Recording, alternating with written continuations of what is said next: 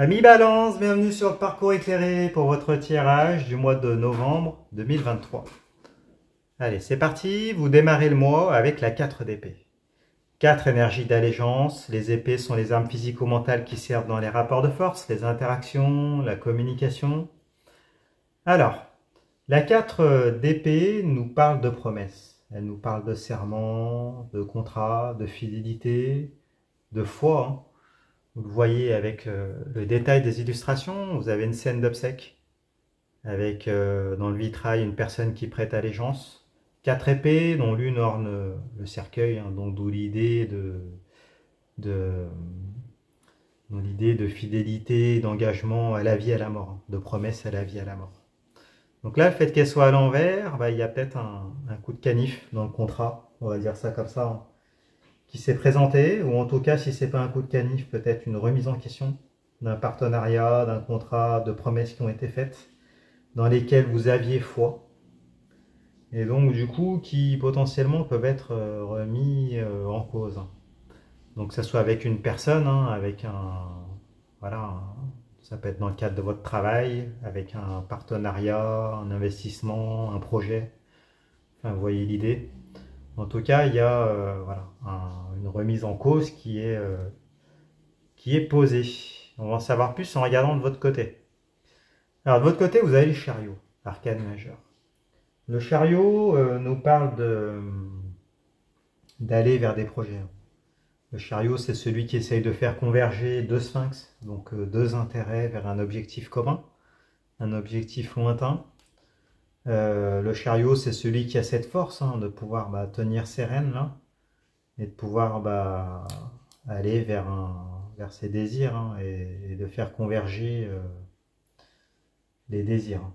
Donc il y a l'idée de maîtrise, à la fois d'autonomie, et aussi c'est le seul maître à bord, hein, c'est lui le patron. Et là, le fait qu'elle soit à l'envers, il y a plusieurs choses qui peuvent se présenter. Premier cas, ça peut être simplement des peurs. Des peurs de perdre son autonomie, son indépendance, de ne pas y arriver. D'accord? Donc peut-être que vous êtes face à un engagement et du coup vous avez peur d'y aller. Si vous avez peur de perdre votre indépendance, votre autonomie, donc ça peut être je sais pas, des fiançailles, un pax, peut-être un mariage, peut-être un contrat de travail, un investissement, voilà, qui est impliquant. Et donc du coup, si vous êtes ce type de personnalité, à être plutôt indépendant, indépendante, ça risque d'éveiller des peurs. Ça, c'est le premier cas de figure. Deuxième cas de figure, vous avez peut-être peur de ne pas y arriver, hein. Parce que du coup, c'est impliquant, le fait de contractualiser, pardon, ou de faire une promesse, c'est quelque chose d'engageant. Donc c'est possible, vous avez peut-être peur de ne pas y arriver, de ne pas réussir.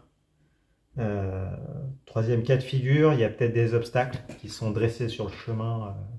Vous aviez des objectifs, vous étiez dans un partenariat, dans une relation, et donc du coup il y a quelque chose qui s'est mis il y a un obstacle qui s'est dressé sur le chemin et qui a fait que les deux sphinx là, c'est comme si le chariot se renversait. Et donc du coup il y a eu divergence, hein. C'est comme si les deux sphinx allaient vers deux directions opposées, et donc du coup il y a toutes les peines du monde à pouvoir les remettre sur un chemin commun. Peut-être que pour certains d'entre vous, vous avez évolué différemment, hein, dans une relation, un partenariat, vous le sentez, ça vous épuise. Et peut-être que vous sentez que vous n'aurez peut-être pas la force de pouvoir tenir la relation tout ce temps-là, hein. Ou peut-être qu'il y a eu une trahison, il y a eu quelque chose qui est venu remettre en cause tout ça, hein, un obstacle en tout cas, qui s'est dressé sur votre chemin. Bon, on va avoir plus d'informations, on regarde plus loin. Alors, dans les énergies environnantes, autour de vous, il y a la 3 de bâton. Alors, la 3 nous parle d'un choix, c'est un défi, hein. Et les bâtons, ce sont les flux énergétiques vitaux, ce qui nous anime, ce qui se consume. La santé, la sexualité, les désirs, les motivations. Par extension, ça peut parler du travail, tout ce qui apporte un épanouissement, tout ce qui nourrit énergétiquement. Donc avec la 3 de bâton, il y a l'idée de regarder vers l'horizon. voilà, vers de nouveaux horizons. Vous le voyez avec ce personnage-là.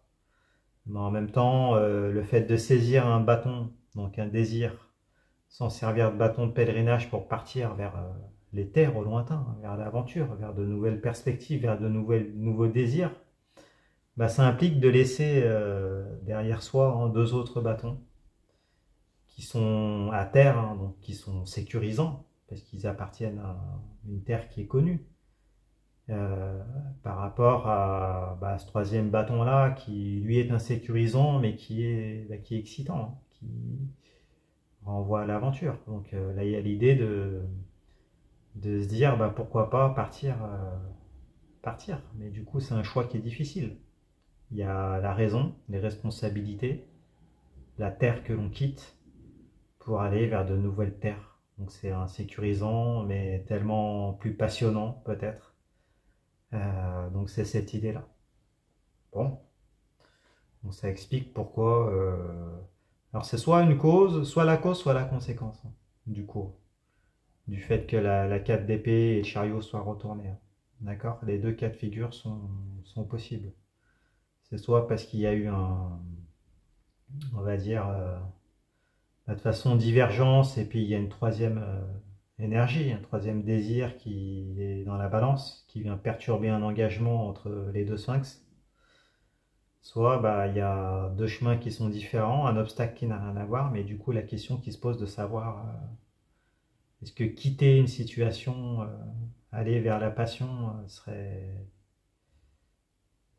voilà, serait un choix. Il y a ce choix-là qui est posé, hein, entre la passion et la raison, entre l'aventure et les responsabilités. Bon, on va avoir plus d'informations. On regarde de votre côté. Vous avez la 10 de bâton. Alors, la 10 de bâton, 10 fin de cycle. Avec les bâtons, on est dans les flux énergétiques vitaux, ce qui nous anime, ce qui se consume, la santé, la sexualité, les désirs, les motivations, tout ce qui vous nourrit, tout ce qui apporte un épanouissement. Alors, la 10 de bâton nous dit que vous arrivez à la fin d'un cycle. À la fin d'un cycle où vous avez le sentiment de ne pas avoir, enfin il y a un sentiment d'insatisfaction, de ne pas avoir pu tout prendre, de ne pas avoir pu réaliser tout ce que vous aviez envie de réaliser, hein. Alors on voit un personnage qui est parti de chez lui pour aller chercher des bâtons, donc il y a eu une quête, hein, et il revient à la maison, là. Donc à l'endroit, il a pris tout ce qu'il y avait à prendre, et donc du coup il rentre à l'envers. Il y a l'idée d'insatisfaction, comment on pourrait dire, c'est l'idée que d'avoir le sentiment de ne pas avoir pleinement assouvi un désir ou des désirs. Pour certains, ça peut être la routine, hein, d'ailleurs. C'est peut-être ça qui vous donne envie de partir à l'aventure. C'est tout à fait possible. Bon, en tout cas, vous cherchez quelque chose qui vous permettrait de vous réaliser énergétiquement, réaliser vos désirs de manière complète, hein. Euh, Il y a l'idée de complétude énergétique, hein, vers laquelle vous souhaitez aller. On regarde plus loin, plus d'informations. La carte qui répond, c'est la 7 de coupe. Alors, on va avoir des éléments quant à cette insatisfaction. La 7, c'est une énergie d'instabilité. Les coupes sont les réceptacles des émotions. Les sentiments, l'amour, l'amitié, la fraternité, tout ce qui touche à votre cœur, tout ce qui touche à vos émotions. La 7 de coupe nous explique que, vous voyez avec le détail des illustrations, hein, qui a le sentiment d'être dilué, hein, parmi 7 coupes. On voit le personnage là qui occupe une des 7 coupes, hein, qui essaye de se mettre en lumière, qui essaye d'avoir de l'attention, hein, et qui a un voile sur la tête. Et un personnage qui est en noir là et qui semble ne lui accorder finalement qu'une importance relative, parce que la personne qui essaie de se mettre en lumière n'occupe qu'une coupe parmi les 7, hein. Donc il y a l'idée comment on pourrait dire, ouais, d'être d'une relation asymétrique, hein, du coup, avec l'idée d'insatisfaction, parce que lié au sentiment d'être dilué parmi tout un tas de préoccupations ou d'occupations dans la vie de l'autre personne. Donc peut-être que c'est ça, hein, qui explique qu'après il y a une prise de distance, une routine, et finalement pas assez d'aventure, et donc l'idée de savoir s'il y aurait possibilité peut-être d'aller voir ailleurs pour certains. Peut-être que cette personne-là, elle envisage d'aller, c'est peut-être l'autre qui envisage d'aller voir ailleurs aussi, hein. C'est possible. Après, si on est dans le cadre du travail ou autre, ça peut être une insatisfaction dans le travail, qu'on ne reconnaisse pas votre valeur, qu'on ne vous reconnaisse pas à votre juste valeur, hein. C'est possible. Peut-être qu'il y a des promotions qui ne vous sont pas données, un manque de considération. Et donc, du coup, il y a un épanouissement qui ne se fait pas au travail. Après, si c'est vous recontextualiser, mais ça peut être dans d'autres domaines. En tout cas, vous aspirez à mieux. Voilà, plus de considération. Vous voulez aller vers vers votre épanouissement. Et là, apparemment, semble-t-il que ça ne soit pas le cas. On ne vous donne pas assez. Alors, on revient de votre côté. Vous avez la 5 d'épée. 5, énergie de divergence. Les épées sont les armes physico-mentales qui servent dans les rapports de force, les interactions, la communication. Alors, la 5 d'épée nous explique que, au niveau des alliances, vous voyez avec ce personnage là qui noue deux nouvelles alliances au détriment de deux autres, hein. Là, on voit que les épées, donc il prend deux nouvelles épées au détriment de deux autres qui sont à terre et qui appartenaient au personnage, qui s'en vont en arrière-plan, désabusés. Vous voyez, là, il y a l'idée de trahison, hein, qui est apparente ou cachée d'ailleurs, hein, mais il y a l'idée de... En tout cas, elle est de votre côté, donc en plus elle est à l'envers, donc vous avez le sentiment d'être trahi, qu'on ne prend pas parti pour vous, d'autant plus qu'il y avait la 7 de coupe en face, donc peut-être que même... on va dire, face à vous, on ne prend pas parti pour vous. Vous ne vous sentez pas soutenu. C'est cette énergie-là. Donc là, on vous encourage, hein, le tarot vous dit, de toute façon, vous n'allez pas pouvoir tenir cette situation-là. Là, il y a les épées qui sont de votre côté, il va falloir communiquer de manière claire, tranchée, et avoir un positionnement fort, hein, si vous voulez que les choses elles changent. Sinon, avec le chariot à l'envers, vous allez vers un épuisement, vous allez vous épuiser. Donc il va falloir vraiment être avoir un positionnement très très ferme. Et puis revoir après le jeu des alliances, hein. Apparemment c'est à votre détriment. Donc il va falloir un peu faire le ménage et éclaircir toutes ces alliances-là, parce qu'après, ça vient remettre en question la 4 d'épée, hein, qui était à la racine de votre tirage. Donc ça va venir fragiliser les engagements, les contrats, les serments, les promesses qui ont été faites entre vous. Bon, on va regarder plus loin. Donc en face, dans les énergies environnantes, il y a la carte de la tempérance, arcane majeure. Alors, la tempérance, elle nous parle de... à l'envers, ça nous parle de mauvaise communication. De toute façon, là vous voyez les systèmes des vases communicants, hein, avec les deux coupes et puis le flux qui passe d'une coupe à l'autre. Il y a un déséquilibre, hein, donc ça vient appuyer la 7 de coupe. Il y a un déséquilibre dans les énergies, dans la communication. C'est en votre défaveur, de toute façon, hein. Et donc du coup, ça fait une certaine forme de toxicité, hein. C'est quelque chose qui est pas sain. Et on vous dit attention après la somatisation, du coup, hein. Il va falloir... on vous engage à rééquilibrer le rapport de force. Et là, il n'y aura pas d'autre choix que de vous affirmer. Après, on vous encourage également à prendre du recul par rapport à ça. La carte de la tempérance, eh ben, il faut tempérer en même temps, il faut vous tempérer vous, euh, par rapport à vos flux énergétiques, hein, par rapport à ce flux là qui passe d'une coupe à l'autre, mais là, il y a un travail de guérison dans tous les cas qui est à faire. Ça peut être un travail sur vos blessures, peut-être sur les blessures de l'autre personne aussi, hein. Peut-être que vous laissez trop de choses se faire. Peut-être que la personne en face, elle a aussi des blessures, hein.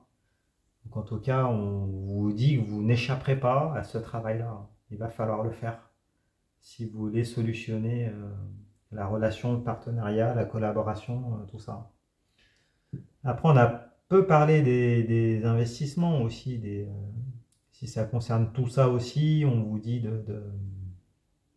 là, pareil, il faudra rester factuel avec les épées, il faudra regarder la concurrence autour, il faudra communiquer de manière fluide et de manière positionnée. Bon, on va voir plus loin. En conclusion, en carte de synthèse, vous avez la 8 d'épée.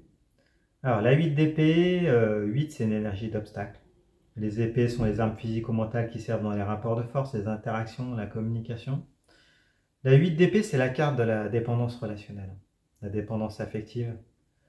Là, on voit un personnage, en l'occurrence une jeune femme, qui est entravée par des liens, hein. Donc le lien, bah ici, c'est le lien affectif, ou le contrat, ou la collaboration, enfin, vous voyez l'idée, ou l'investissement qui vous lie avec une autre personne.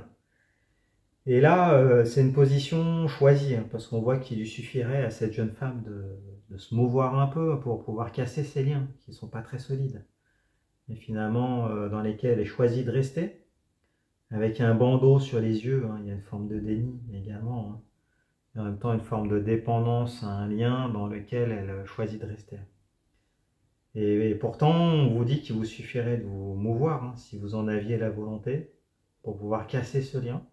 Donc finalement, on en revient à la 4 d'épée qui était à la racine, hein. Vous avez le pouvoir de décider, hein. Vous n'êtes pas enfermé, même si c'est vous qui choisissez de rester dans cette situation, mais vous auriez le pouvoir de vous en défaire, d'en sortir pour pouvoir considérer toutes les épées qui sont autour de vous et qui sont autant de personnes et de propositions ou de voies relationnelles ou de communication qui sont autour de vous, hein, et que vous pourriez regarder, hein. Et pourquoi pas prendre de nouvelles épées, hein. De toute façon, on n'a pas pris parti pour vous.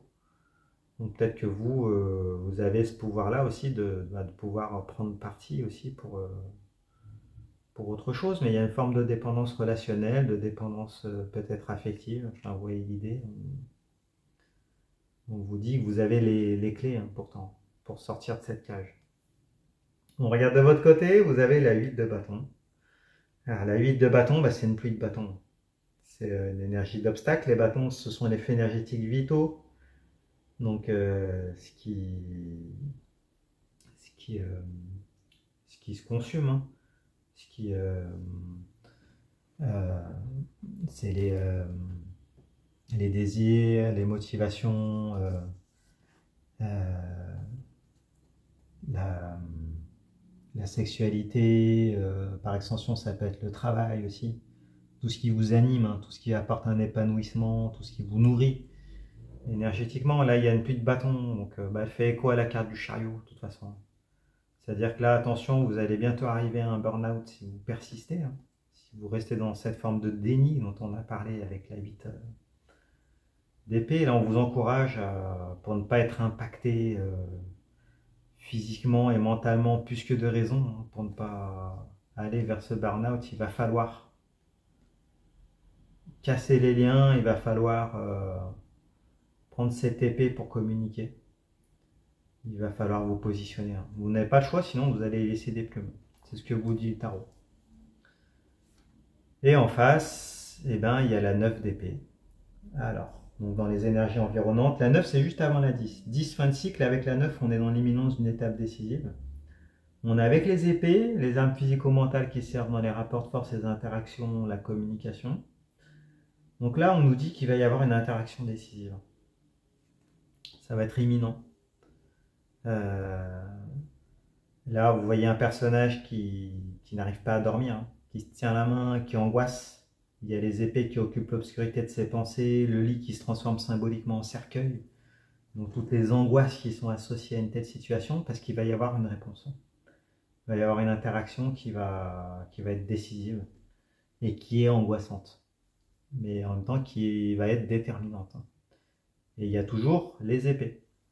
Donc de toute façon, on vous dit qu'il va falloir y aller. Vous ne pouvez pas rester comme ça. Il va falloir y voir clair, il va falloir communiquer. Et communiquer de manière très très ferme. Très très ferme. Et il y aura un travail aussi de guérison à faire. Peut-être que par la communication, vous allez pointer les blessures, hein, de chacun. Si c'est dans le domaine amoureux, relationnel, fraternel, amical, familial, enfin vous voyez l'idée. Et si c'est avec un partenariat, un collaborateur, dans le travail, un investissement ou autre, pareil, de toute façon, il faudra, peut-être que la personne en face, elle a ses problématiques aussi, mais il va falloir, on va dire, prendre en compte tout ça et élaborer une stratégie de communication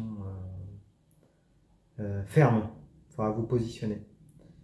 Et si c'est avec une personne que vous affectionnez, il y aura peut-être un travail thérapeutique qu'il va falloir faire pour pouvoir guérir les blessures de part et d'autre et pouvoir partir sur des nouvelles bases après. Sur lesquelles vous allez devoir exprimer ce que vous voulez. Hein. Là, vous terminerez du coup le cycle avec la 10 d'épée, avec la 10 de bâton, pardon, pour redémarrer un nouveau cycle sur un nouveau désir de nouvelles bases avec, du coup, avec un as de bâton après. D'accord? Sinon, vous allez tourner en rond et vous allez vous fatiguer, continuer avec un sentiment de trahison, de manque de considération. Donc là, vous n'avez pas d'autre choix que d'aller de l'avant et d'aller à la communication. Voilà, écoutez, j'espère que ce tirage vous a donné des pistes de réflexion. Partagez dans les commentaires ce que vous vivez, c'est toujours intéressant. Allez voir les autres signes, votre signe ascendant, votre signe lunaire, comme ça vous mélangez le tout, vous aurez une lecture plus personnalisée. Si vous voulez vous abonner, mettre des pouces pour encourager la chaîne, c'est toujours sympa. Si vous voulez prendre une consultation, c'est possible, je réponds à toutes vos questions. Vous allez sur leparcourseclairé.com, vous pouvez voir mes disponibilités et puis réserver une consultation directement. Et puis écoutez, je vous remercie et puis je vous dis à bientôt. Au revoir.